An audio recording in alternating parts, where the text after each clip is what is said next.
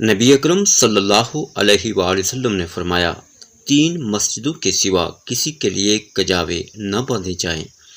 ایک مسجد الحرام، دوسری مسجد رسول اللہ صلی اللہ علیہ وآلہ وسلم مسجد نبی، اور تیسری مسجد اقصی یعنی بیت المقدس۔ حضرت ابوذر فرماتے ہیں کہ میں نے نبی کریم صلی اللہ علیہ وآلہ وسلم سے پوچھا، یا رسول اللہ، سب سے پہلے کون سی مسجد بنائی گئی تھی؟ فرمایا مسجد الحرام۔ میں نے پوچھا پھر اس کے بعد فرمایا مسجد الاقصی۔ میں نے پوچھا ان دونوں کی تعمیر کا درمیانی فاصلہ کتنا تھا؟